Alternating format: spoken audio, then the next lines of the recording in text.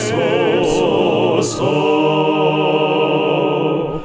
주 홀로 막이제하시니 때마다 계심 여기합니다. 주같이 누가 보하리까.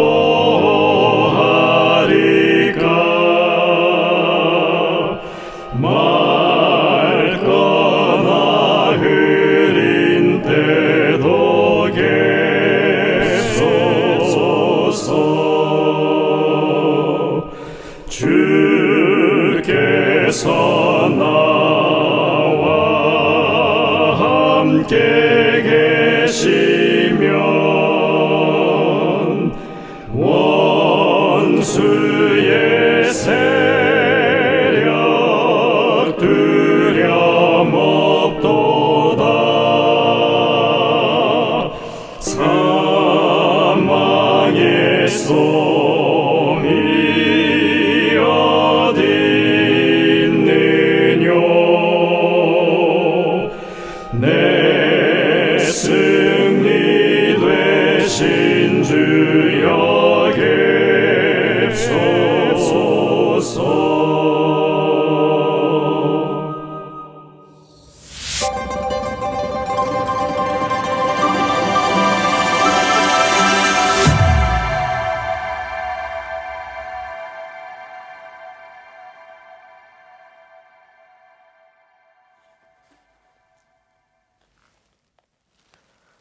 성도 여러분들 안녕하십니까?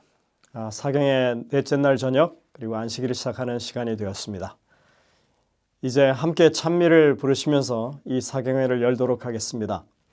처음에 부르실 찬미는 252장 찬미입니다. 영광의 그날이 오면. 혼성중창 찬양팀의 찬양 인도로 함께 부르시겠습니다.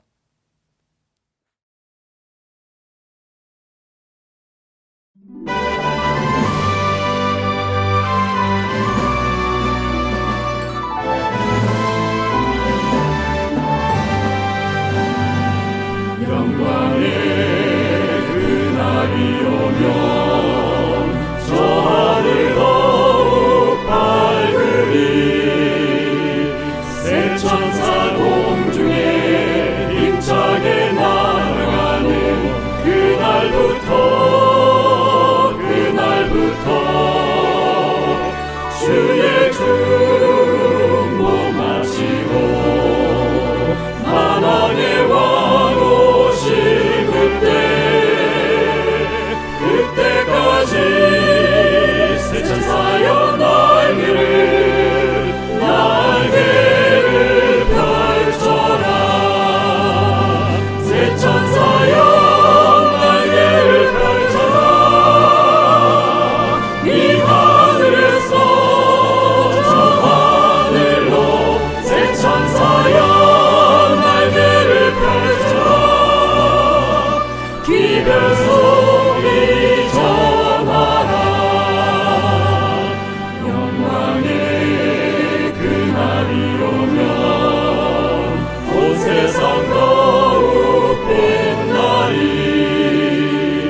영원한 복음이 담대히 외쳐지는 그날부터 주의 심판 끝나고 만주의 주 오실 그때까지 새 천사여 복음을 전하라.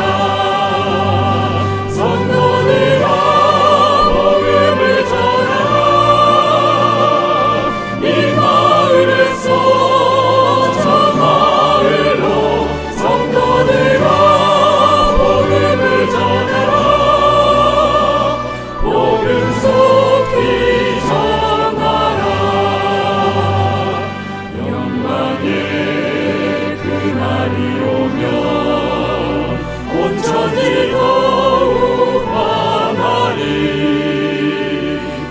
지은 천사의 사명이 이루어지는 그날부터 주의 백성 구하러 영광의 왕 오실 그때까지 남은 자여 창조주 전하라. 남은 자여 창조주 전하라. 이 나라에서 전하라로 남은 자여 창조주 전하라. 길을 속히 전하라.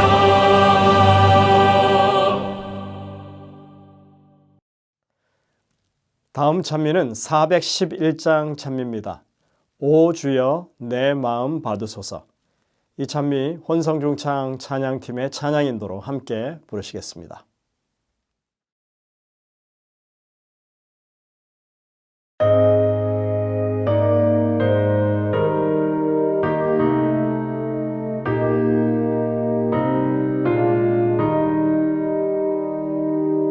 오 주여 내 마음 받으소서.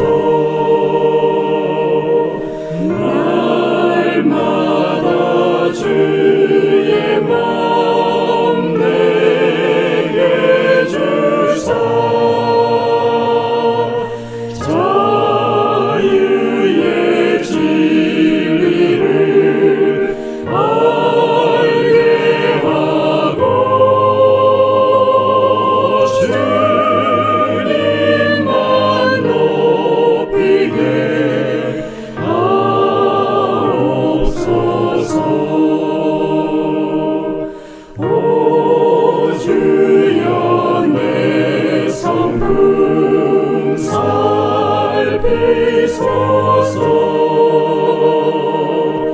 내 안에 보좌를 마련하사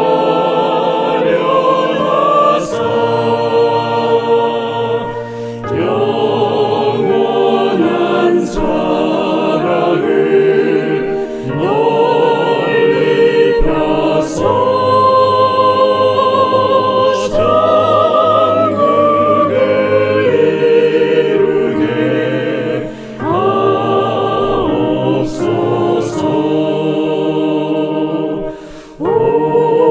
주여 나의 뜻 받으소서.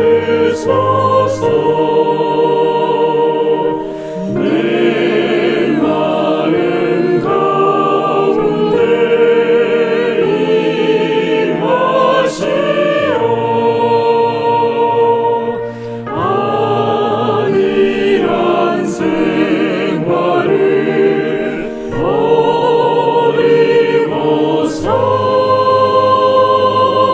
주의 뜻 따르게 이끄소서. 오 주여 내 생명 받으소서.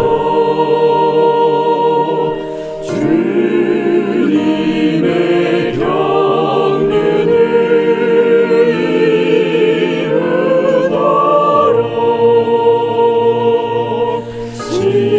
시간과 재능을 다 드리어 거룩한 부름에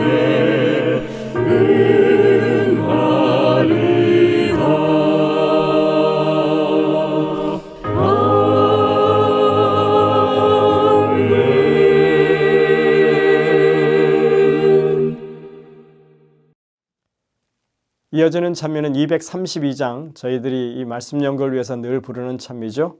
달고 오묘한 그 말씀. 이 찬미 혼성중창 찬양팀의 찬양 인도로 함께 부르시고요. 오늘 기도는 김혜주 집사님께서 인도하시겠습니다.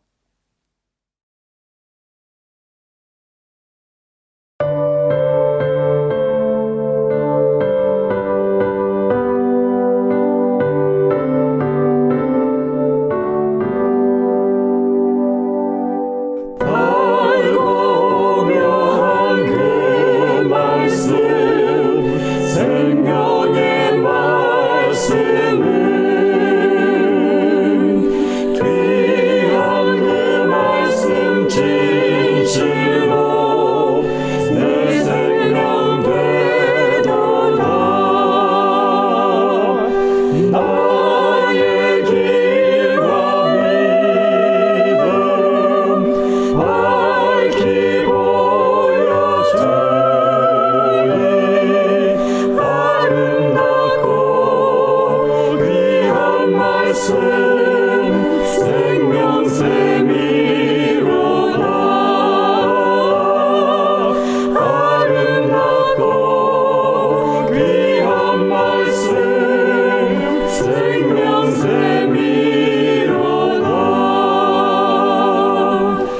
귀한 주님의 말씀은 내 노래 되도다. 오늘이에게 복 주는 생명의 말씀은 값도 없이 받아 생명길을 가리.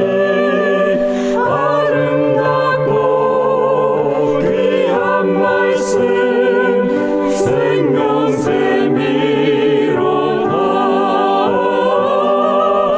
아름답고 귀한 말씀 생명샘이로다.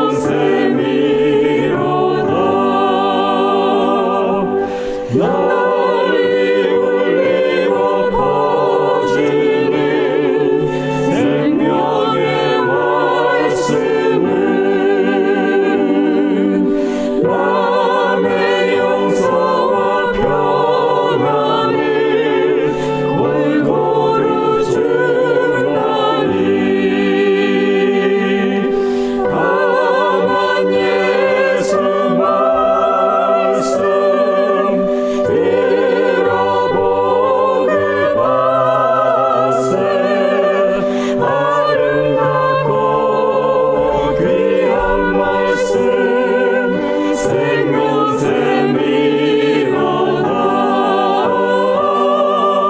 아름답고 귀한 말씀 생명샘이로다.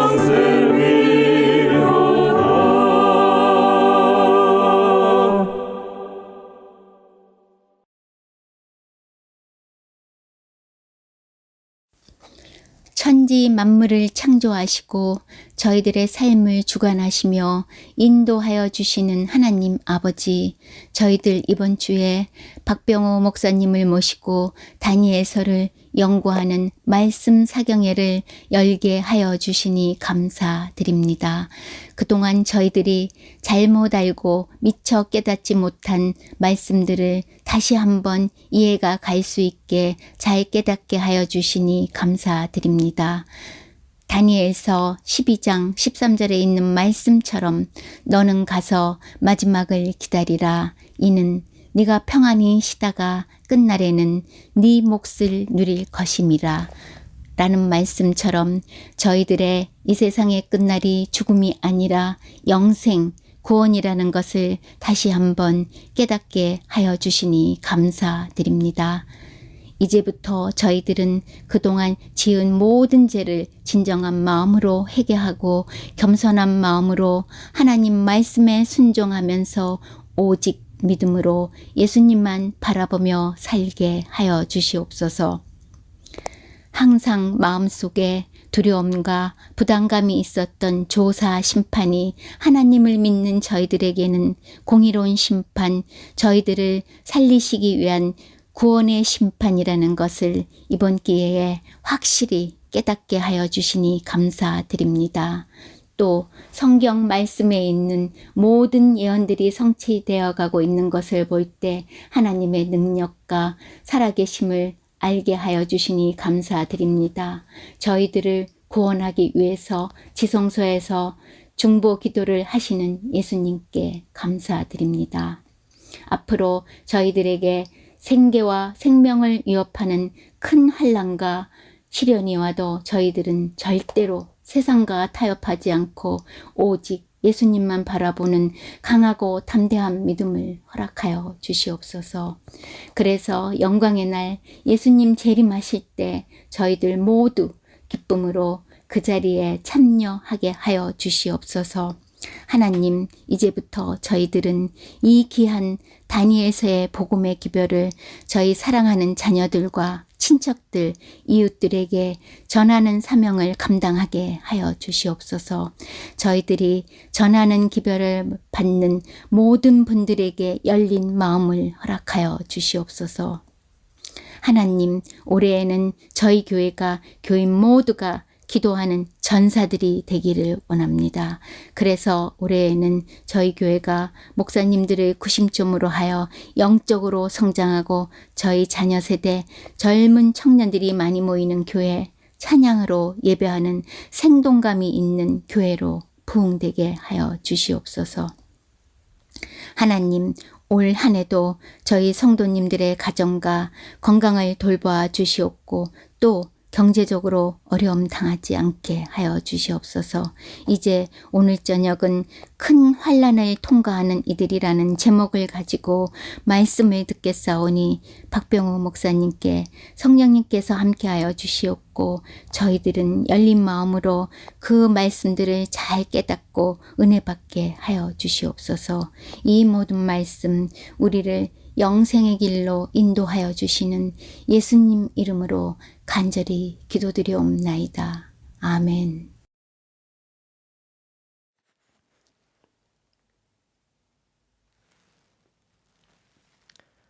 성도 여러분들, 하루 동안 평안하셨습니까? 저희들이 매일같이 이렇게 인사를 드립니다. 오늘 드디어 사경회를 경영하다가 이제 안식일이 되었습니다. 이 안식일이 참으로 여러분들의 삶에 가장 행복하고 뜻깊은 그런 안식일이 되시기를 간절히 바랍니다. 화요일부터 저희들이 사경의 말씀을 듣고 있습니다.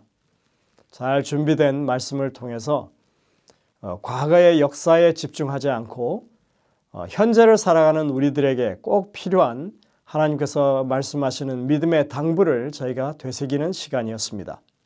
오늘 저녁에도 이 다니엘서에 나오는 환난에 관한 말씀을 우리가 듣도록 하겠습니다. 분명히 미국에 환난은 닥쳐올 것입니다. 하지만 하나님께서 함께 하시는 환난이 우리에게 어떠한 의미가 있는지 여러분들 오늘 한번 깊이 생각하시고 마음의 느낌이 있게 되시기를 간절히 바랍니다. 저희들이 이번 다니엘서 연구를 통해서 우리가 하나님의 백성으로서 이 땅에서 예언을 아는 백성으로 어떻게 살아야 할 것인지 분명하게 우리 마음 가운데 깨우침이 있는 시간이 되었으리라 생각이 됩니다. 이러한 가르침을 바탕으로 저희들이 남은 시대에 이 정말 하나님의 백성으로서 우리가 무엇을 어떻게 해야 할 것인지 결심을 새롭게 하시는 귀한 시간 되시기를 간절히 바랍니다. 이제 준비된 말씀을 듣기 전에 준비된 특창을 들으신 이후에 목사님의 말씀을 듣도록 하겠습니다.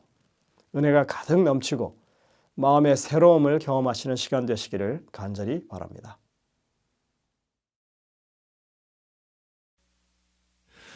구주여 풍파가 일어 큰 물결이 뛰놀며 온 하늘이 어둠에 둘려 갈 방향을 모르고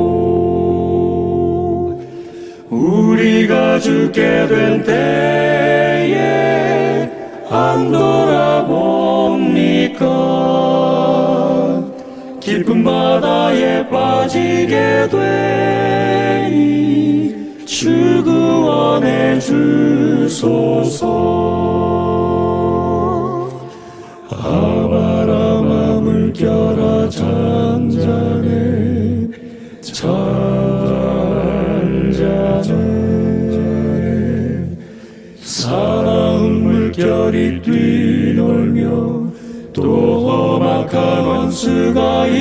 일어나되 주 편안히 잠들어 누신 배 뒤엎어놓을 능력이 없도다. 주 예수 풍파를 향하여 잔잔해 잔잔해 주 예수 능력이 크시니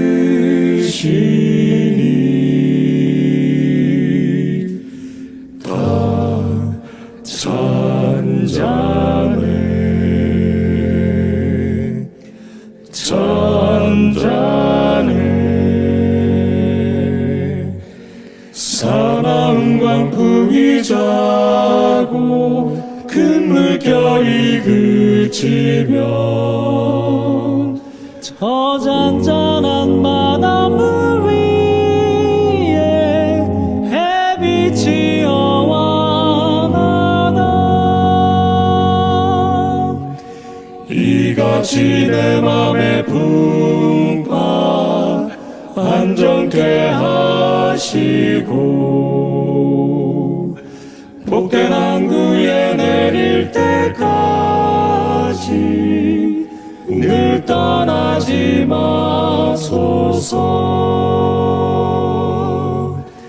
아바라마 물결아 잔잔해 잔잔해 잔잔해 사나운 물결이 뛰놀며 또 험악한 원수가 일어나되 주 편안히 잠들어 누신 배 뒤엎어놓을 능력이 없도다. 주 예수 풍파를 향하여 잔잔해 잔잔해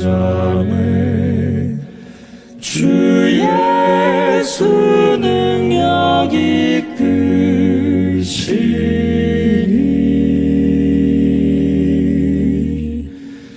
다 잔잔해.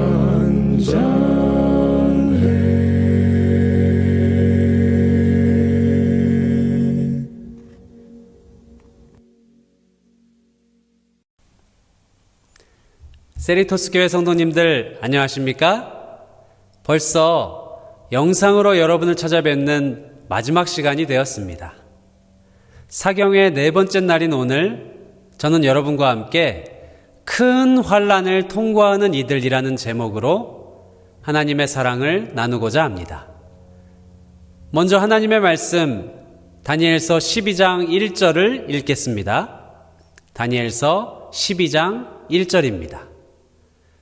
그때 내 민족을 호위하는 큰 군주 미가엘이 일어날 것이요 또 환난이 있으리니 이는 개국 이래로 그때까지 없던 환난일 것이며 그때 내 백성 중 책에 기록된 모든 자가 구원을 받을 것이라. 아멘. 지금까지 우리는 다니엘서에 담긴 사중 예언 중 처음 세 예언을 살피며 그 안에 담긴 하나님의 사랑을 깨달았습니다. 하나님께서는 2장의 신상과 돌나라 예언을 통해 우리가 마지막에 임할 하나님의 나라를 기대하며 기다리길 원하십니다. 또 7장의 심판 예언을 통해서는 우리의 심판주의자 옹호자 되시는 예수님을 믿고 큰 상급을 얻길 원하십니다. 또한 8장과 9장의 예언을 통해서는 우리를 구원하시기 위해 성소 사역을 펼치시는 예수님께로 우리의 마음과 생각을 이끄십니다.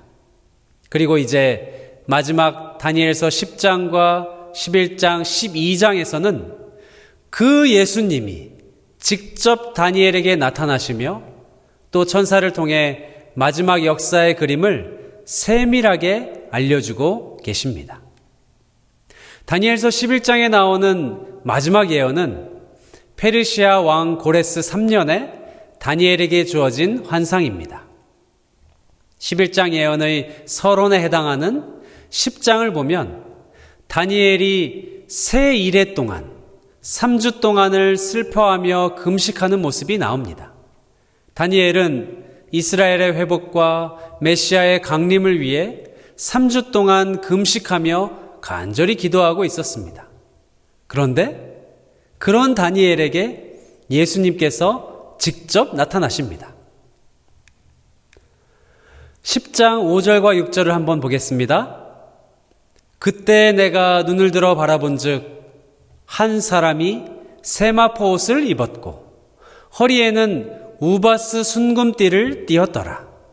또 그의 몸은 황옥 같고 그의 얼굴은 번갯빛 같고 그의 눈은 횃불 같고 그의 팔과 발은 빛난 놋과 같고 그의 말소리는 무리의 소리와 같더라.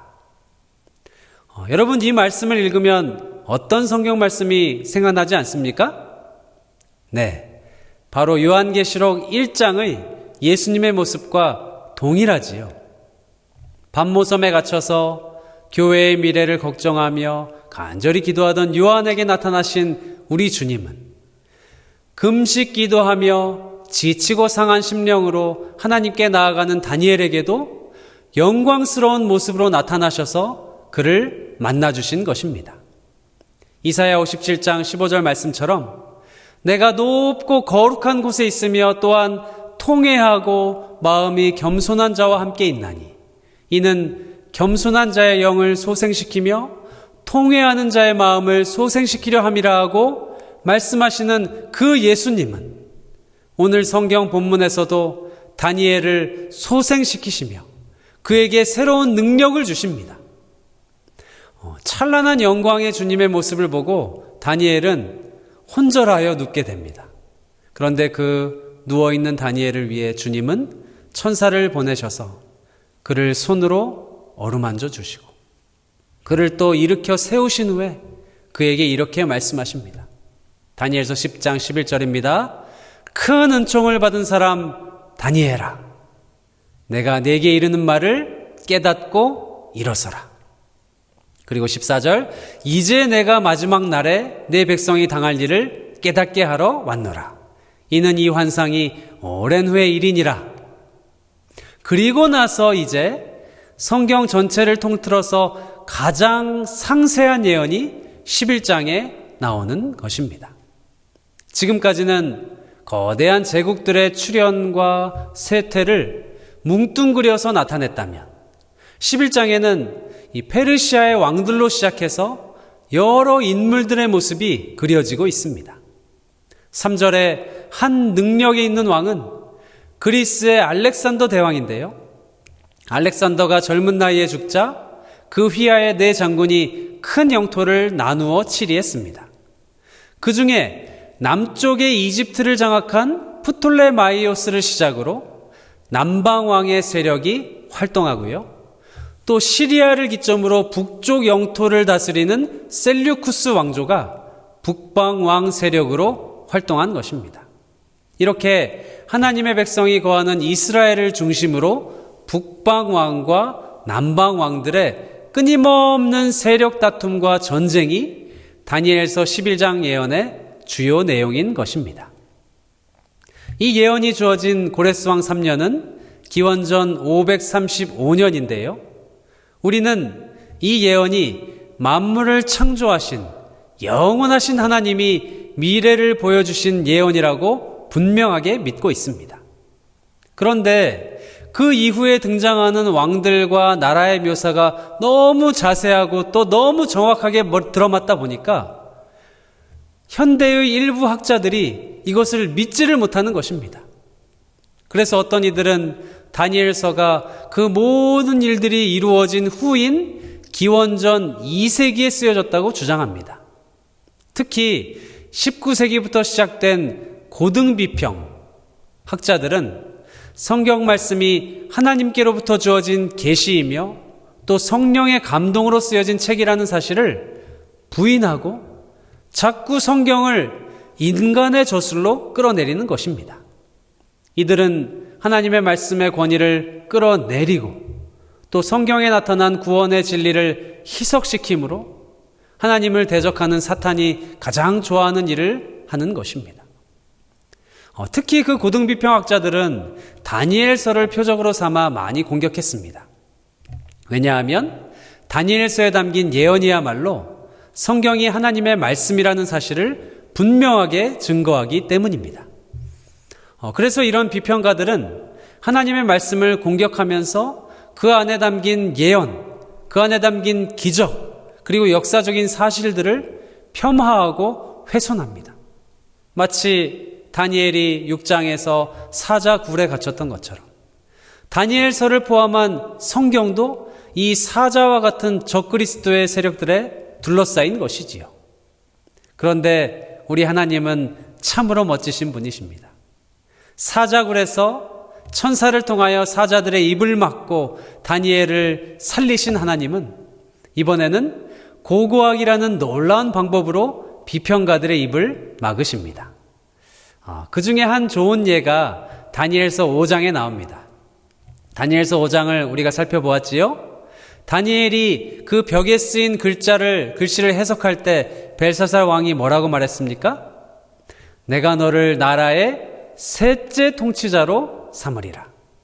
또 29절에 보면은 이에 벨사살이 명하여 조서를 내려 나라의 셋째 통치자로 삼으니라. 성경을 비난한 사람들은 이 구절들을 보고 이렇게 질문하는 것입니다. 벨사살 왕이 다니엘을 왜 둘째 통치자가 아니라 셋째 통치자로 세운다고 기록했는가? 수백 년 후에 지어낸 이야기이기 때문에 그냥 되는 대로 숫자를 집어넣은 것 아닌가? 그런데 하나님께서는 성경을 깊이 연구하는 이들을 위해 돌들이 소리를 지르게 하셨습니다.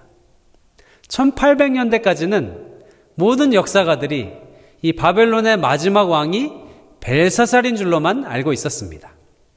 그런데 1854년에 존 테일러라는 영국의 고고학자가 그 메소포타미아 지역에서 점토로 만들어진 원통형 모양의 실린더를 발견합니다. 그것이 바로 그 유명한 나보니두스 실린더입니다. 그런데 그 실린더, 그 원통 안에 나보니두스 왕이 벨사살 왕과 함께 바벨론을 함께 다스린 역사가 고스란히 적혀 있는 것입니다. 다만 나보니두스는 10년 넘게 먼 지역으로 원정을 가서 살았기 때문에 바벨론이 멸망할 때 그 바벨론 궁정에는 벨사살 왕만 있었던 것입니다. 따라서 다니엘 5장에 기록된 것처럼 벨사살이 다니엘을 셋째 치리자로 삼은 것은 실수나 오류가 아니라는 것이 밝혀졌습니다. 오히려 그 당시에 그 현장에 있었던 다니엘이 아니라면 절대로 기록할 수 없었던 진실된 역사임이 판명된 것입니다. 그래서 그 고고학적인 발견을 통해 다니엘서와 하나님의 말씀이 정말 하나님께서 주신 계시임이, 예언임이 온 천하에 드러난 것입니다. 진실된 마음으로 성경을 읽고 그것을 깊이 연구하는 이들에게 하나님께서는 더 확실한 증거로 그들의 믿음을 키워주시는 것입니다. 오늘 설교를 듣는 여러분과 저는 의심하거나 비평하기보다는 하나님의 말씀을 온전하게 믿고 그 안에 담긴 기별과 교훈을 온전하게 따르게 되기를 바랍니다. 도마는 주님의 못자국 난 그 손에 그 창자국 난 옆구리에 내 손을 넣어봐야 믿을 수 있다 했지요. 그러나 예수님은 어떻게 말씀하셨습니까? 그런 도마에게 직접 나타나셔서 도마야, 얼른 이리 와서 손을 넣어봐라. 내 손에, 내 옆구리에 너의 손을 넣어보라. 그리고 믿음 없는 자가 되지 말고 제발 믿는 자가 되라. 주님은 그렇게 호소하신 것입니다. 그리고 이어서 보지 못하고 믿는 자들은 더 복되도다라고 말씀하셨습니다. 저와 여러분은 다니엘서를 통하여 하나님의 말씀이 세상 역사를 통하여 하나하나 다 들어맞는 것을 분명히 보고 분명하게 목격한 사람들입니다. 비록 우리가 앞으로 일어날 일은, 앞날은 정확하게 볼 수 없지만 지금까지 이끄신 하나님의 사랑을 붙들고 끝까지 믿고 순종하는 우리가 되기를 간절히 소망합니다.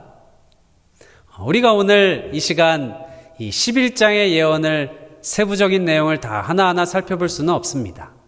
그러나 한 가지 기억해야 할 사실이 있는데 그것은 바로 우리로 하여금 환난을 통과하게 하시는 하나님의 은혜입니다. 11장의 내용은 아까 말씀드린 것처럼 끊임없는 전쟁과 싸움과 다툼의 내용입니다.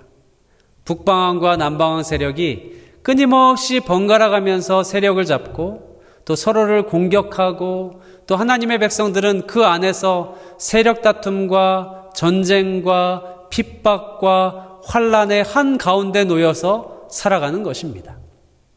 그러나 그 와중에서도 하나님께서는 그분의 구원 사역을 이루어 가시며 그분의 백성들을 영원한 길로 이끄십니다.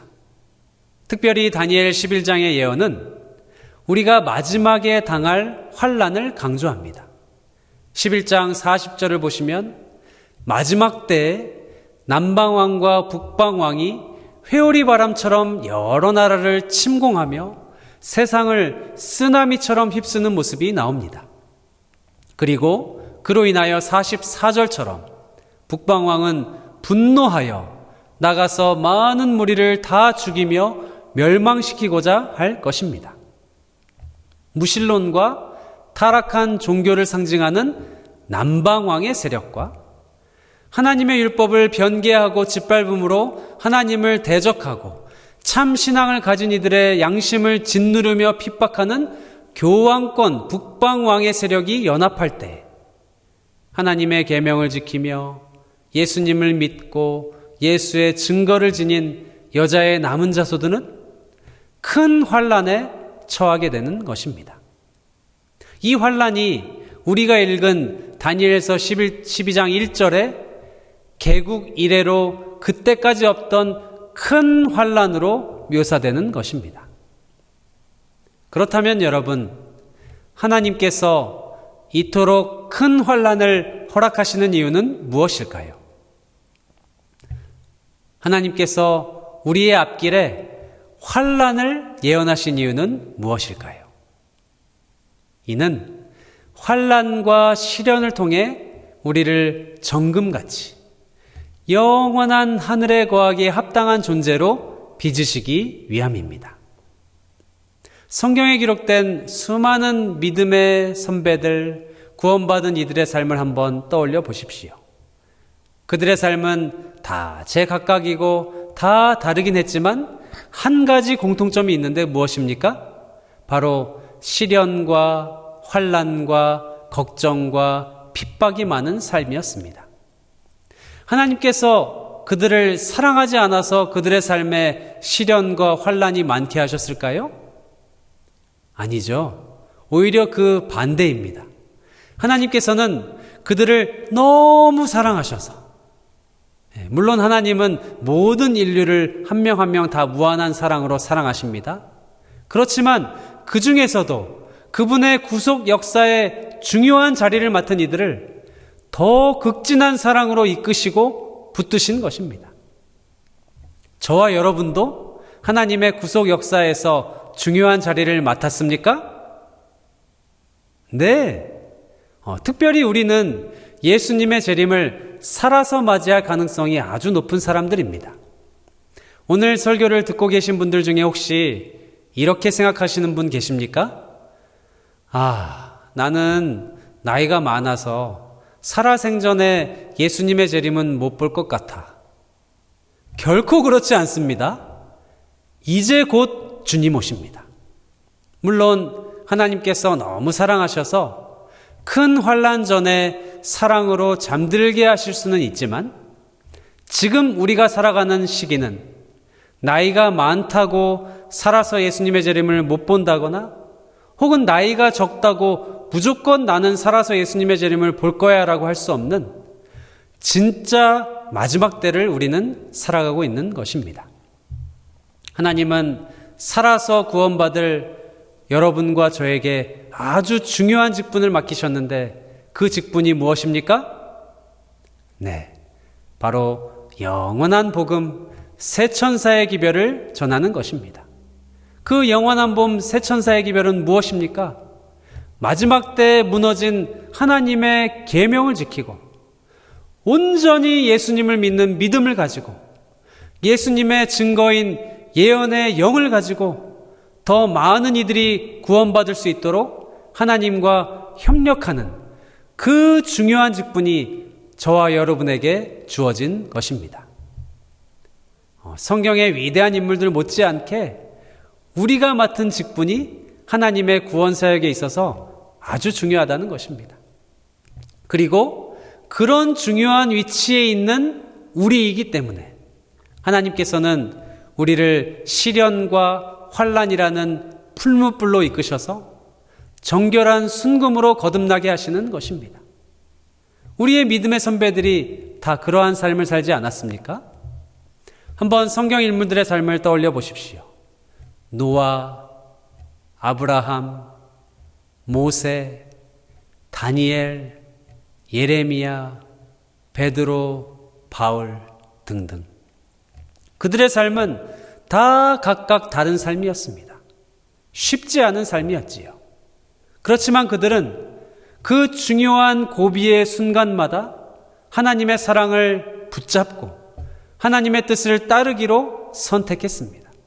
그리고 그들의 선택은 영원한 생명, 영원한 하늘이라는 상급으로 이어졌습니다. 영국 태생의 유명한 희극인 중에 찰리 채플린이라는 사람이 있습니다. 그 찰리 채플린이 이런 말을 했다고 합니다. Life is a tragedy when seen in close-up, but a comedy in long shot.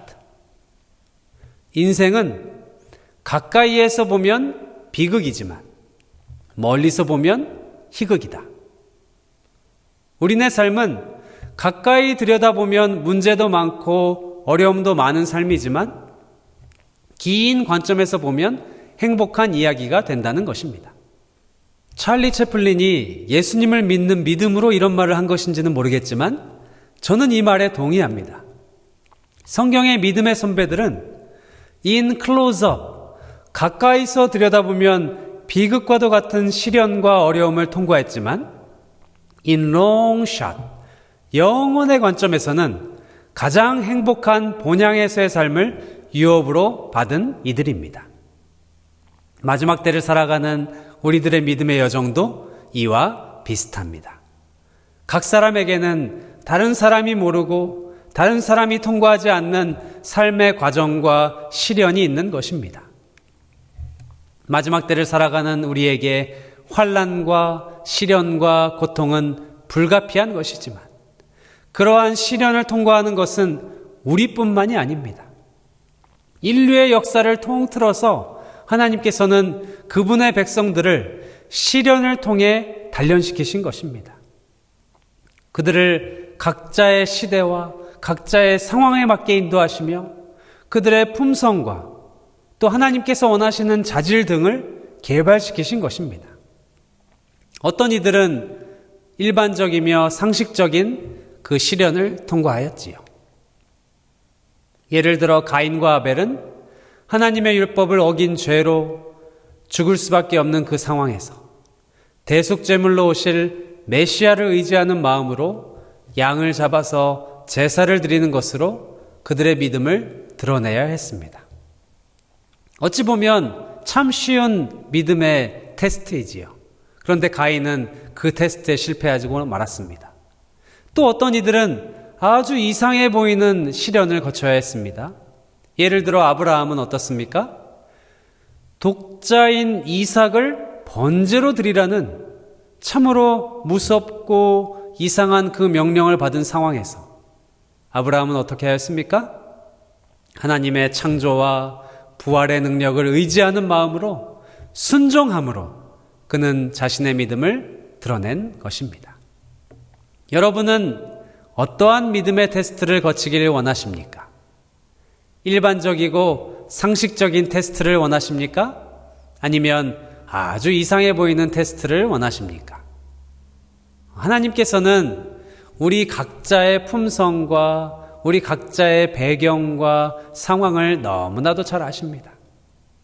그렇기 때문에 주님은 우리 각 사람에게 가장 알맞은 믿음의 시금석을 허락하실 것입니다. 이 모든 믿음의 시련을 통해 하나님께서는 각 사람을 하늘에서 영원히 살기에 적합한 존재로 꼴지으시길 원하시는 것입니다.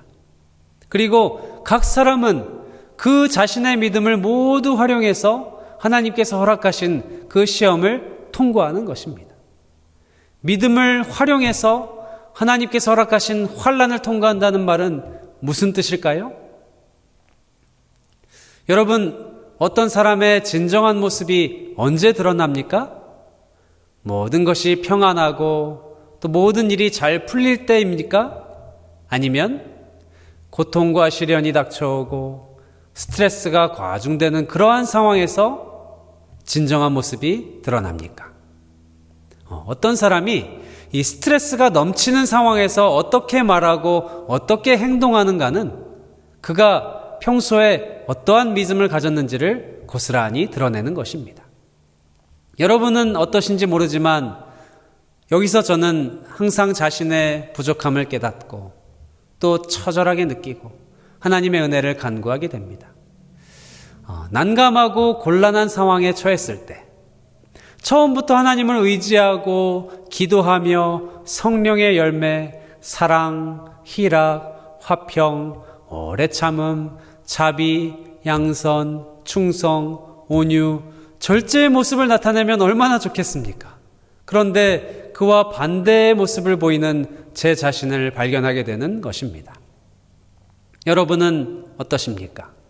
곤란한 상황에 처했을 때 어떻게 반응하십니까? 문제가 생겼을 때 어떻게 대처하십니까? 가족관계에 문제가 생길 때 어떻게 하십니까? 배우자와의 관계, 자녀와의 관계에 균열이 생길 때 어떻게 반응하십니까? 혹시 화를 내며 소리 지르는 분 계십니까? 아니면 기도하는 마음으로 침착하게 목소리를 낮추며 하나님의 도움을 구하십니까? 여러분은 앞으로 우리에게 임할 큰 환난과 풀물불 시련을 어떻게 통과하길 원하십니까? 참으로 감사한 것은 하나님께서 우리를 풀물불에 혼자 내버려 두지 않으신다는 것입니다.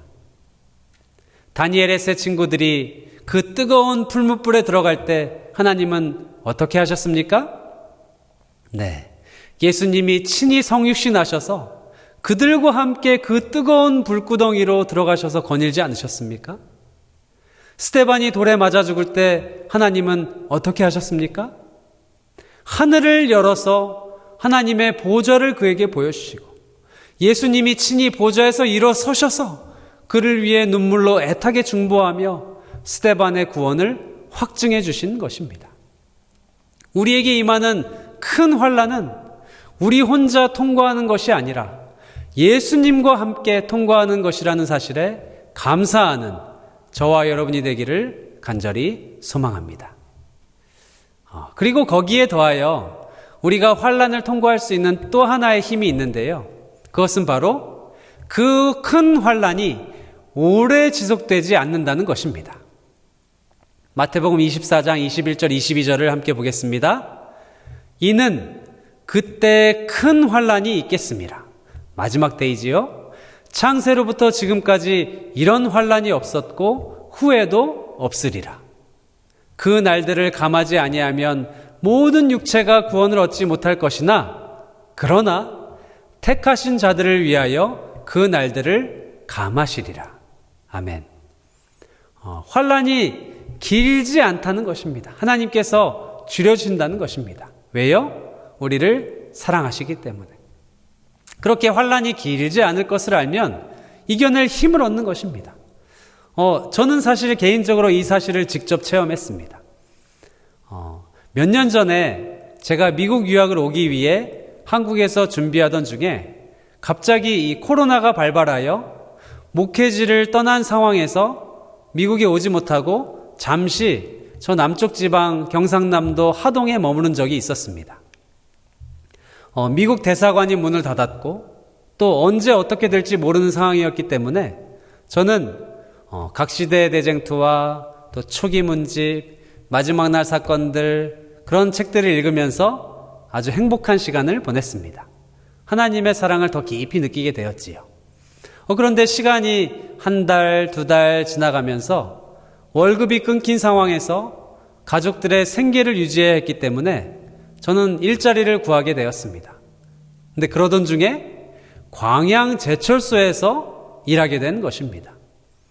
그 광양제철소 안에 공장 건물이 무수히 많은데 그 여러 공장 건물들을 다니면서 공업용 카메라를 설치하고 또 배선을 연결하는 그러한 일을 맡게 되었습니다. 처음에는 CCTV 설치하는 일이라고 해서 제가 쉽게 생각해서 그곳에 따라갔습니다. 그런데 알고 보니 쇳가루가 막 날리고 거대한 풀무불 고로가 있고 수십 톤 되는 그 철제가 위에서 윙윙 돌아다니고 또 수십 미터 천장의 높이에서 용접도 하고 또 안전줄에 매달려서 나사도 조이고 볼트도 조이는 아주 위험한 작업을 하는 것입니다. 제가 소속된 그 설치팀이 5명이었는데 저를 제외한 나머지 4명은 다 그런 일에 많이 해보신 베테랑 아저씨들이었습니다. 그런데 그 인부들이 저를 보고는 이렇게 말하는 것입니다. 병우야, 너는 여기 어떻게 왔니? 여기는 그분들의 표현으로는요, 여기는 노가다 하는 사람 중에서도 상노가다, 가장 마지막에 오는 데가 여기다. 바로 쇠쟁이들이다, 여기는. 그리고 실제로 그 얼마 전에 제가 그곳에 들어가기 얼마 전에 이 제철소 안에 공장 건물 하나가 완전히 폭발해서 건물의 그 커다란 파편이 이순신 대교로까지 날아가고 그 이순신 대교가 흔들리는 그러한 아주 위험한 곳이었습니다. 제가 그 이야기를 듣고 너무 무서웠습니다. 그런데 제가 어떻게 그 위험하고 어려운 곳에서 버틸 수 있었을까요? 왜입니까? 거기서 오랫동안 또 거기서 평생토록 일할 것이 아니라는 것을 제가 알았기 때문입니다. 그렇기 때문에 저는 어려움을 무릅쓰고 즐거운 마음으로 일할 수 있었습니다. 그 제철소 공장 안은 너무 환경이 열악하기 때문에 대부분 얼굴에 다 인상을 쓰고 또 욕도 입에 달고 그들은 살아갑니다. 특히 저는 이 어떤 공구가 무엇인지 종류도 잘 모르고 익숙치 않으니까 조금만 제가 실수해도 욕을 한 바가지로 얻어먹는 것입니다. 그래도 저는 웃으면서 네 하면서 묵묵히 맡은 일을 수행했습니다. 무거운 거를 들 때마다 속으로 예수님 힘을 주세요. 그리고 위에 수십 톤짜리 그 철판롤이 지나갈 때도 예수님 안전하게 보호해 주세요 하면서 일했습니다. 그렇게 몇 주를 일하니까 한 인부가, 그 아저씨가 쉬는 시간에 저에게 이렇게 말하더군요. 너 혹시 교회 다니냐? 그래서 제가 다닌다고 하니까 그분이 이렇게 말하는 것입니다. 그래도 역시 교회 다니는 사람은 다르긴 다르구나. 이렇게 말하였습니다. 제가 그 말을 들었을 때 제가 속으로 너무 기뻤습니다. 왜냐하면 예수님을 의지하니까 그 어려운 상황을 이겨낼 수 있었고 또 예수님을 의지하니까 그분에게도 교회 다니는 예수님을 믿는 사람이 모본이 되는 모습을 보일 수 있었던 것입니다. 그런데 제가 한 번 더 깊이 더 생각해 보았습니다. 그런데 나는 실제로 그렇게 품성이 좋은 사람도 아니고 또 어려운 상황에서도 성령의 열매를 드러내는 사람이 아닌데 내가 어떻게 예수님을 이렇게 의지하고 이 열악한 상황에서 하나님께 영광을 돌릴 수 있었지? 생각해 보니까 제가 그곳에서 다른 이들과 달리 즐겁게 견딜 수 있었던 것은 그곳에서 영원히, 그곳에서 아주 오래 있지 않는다는 것을 알았기 때문입니다. 조금만 있으면 해결이 되겠지. 조금만 있으면 미국 유학을 갈 수 있겠지. 아니면 못 가게 되면 다시 목회로 복귀할 수 있겠지. 조금만 더 참고 힘내자. 하늘 가는 우리의 여정도 마찬가지입니다. 우리네 삶은 이 땅에서 영원토록 오래도록 지속되는 것이 아닙니다. 이제 세상은 마치 벼랑 끝으로 낭떠러지를 향하여 고속으로 달려가는 열차와도 같이 급격하게 변화할 것입니다. 다니엘서와 요한계시록의 예언대로 이제 곧 교환권이 다시 발흥하고 모든 이들에게 짐승의 표를 강요하며 매매를 못하게 되고 하나님의 계명을 지키는 이들을 핍박하는 이들이 벌어질 것입니다. 이때 여러분은 환난을 통과할 믿음을 갖고 계십니까? 어려움과 환난 중에서도 예수님을 온전히 의지하는 믿음을 지금 키우고 계십니까? 부조화 선지자 129쪽 말씀을 보겠습니다. 하나님께서는 항상 고난의 풀문을 통해 당신의 백성들을 시험하셨다. 그리스도인 품성의 순금에서 찌꺼기가 제거되는 것은 풀무의 열을 통해서이다. 예수께서는 그 시험을 주목하신다. 그분께서는 그것이 당신의 사랑의 관체를 반사할 수 있도록 그리스도인 품성의 귀금속을 정련하기 위하여 필요되는 것이 무엇인지를 아신다. 하나님께서는 세밀하고 엄격한 시험으로써 당신의 종들을 훈련하신다. 그분께서는 당신의 사업을 발전시키는 데 사용할 수 있는 역량을 가진 어떤 사람들을 보시고 이들을 시련에 처하게 하신다. 아멘. 하나님께서 여러분과 저를 너무 사랑하셔서 우리를 하늘의 순금으로 하늘의 보석으로 만드시기 위해 고난의 풀무를 통과하게 하실 때 감사한 마음으로 하나님의 사랑을 붙들며 그 고난의 풀무를 감사한 마음으로 통과하는 저 여러분이 되기를 간절히 바랍니다. 우리는 예수님과 함께 그 환난을 통과할 것입니다. 그리고 예수님은 우리를 너무 사랑하셔서 그 환난의 기간을 짧게 줄여줄 것이고 머지않아 우리는 부활한 성도들과 함께 다니엘과 함께 공중에서 주를 예수님을 영접하게 될 것입니다. 이처럼 예언을 이루시고 역사를 주관하시는 예수님을 믿는 믿음으로 환난을 능히 통과하는 저와 여러분이 되기를 바라며 말씀을 마칩니다.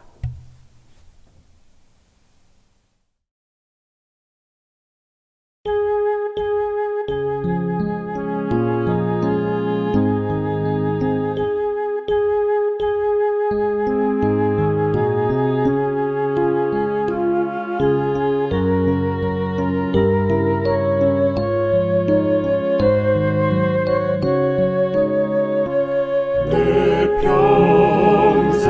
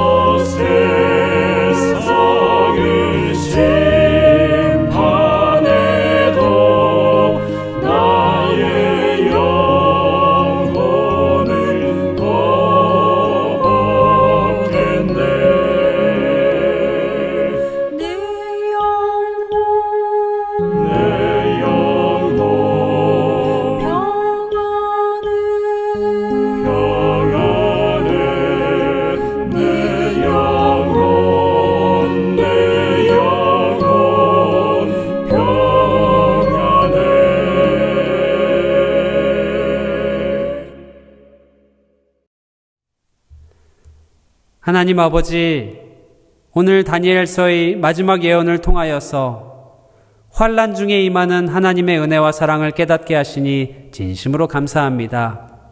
주님, 우리를 하늘의 보석으로 아름다운 순금으로 정결케 하시기 위하여 우리 삶에 여러 가지 크고 작은 시련들을 허락하심에 감사합니다. 주님, 그로 인해 우리 품성의 찌꺼기와 우리의 모든 죄가 다 불살라지고 오직 하나님께서 바라보실 때 그 아들 예수님의 아름다운 모습이 우리의 삶과 우리의 얼굴과 우리의 말과 우리의 행동을 통하여 비춰질 수 있도록 인도하여 주옵소서. 주님, 우리 스스로는 그 환난을 통과할 자신이 없습니다. 주님 친히 우리와 함께하여 주시옵고 주님 우리를 이끌어 주셔서 큰 환난을 통과하여 더 큰 영원한 상급을 얻는 우리 모두가 될 수 있도록 인도하여 주옵소서. 그리고 우리 주변에 있는 우리의 가족과 우리의 친지와 우리의 이웃들을 위하여 기도합니다. 그들 또한 이 세상 역사의 마지막 소용돌이 속에서 예수님을 선택하고 하늘을 선택하는 그들이 될 수 있도록 우리를 사용하여 주옵소서. 예수님의 이름으로 기도합니다. 아멘.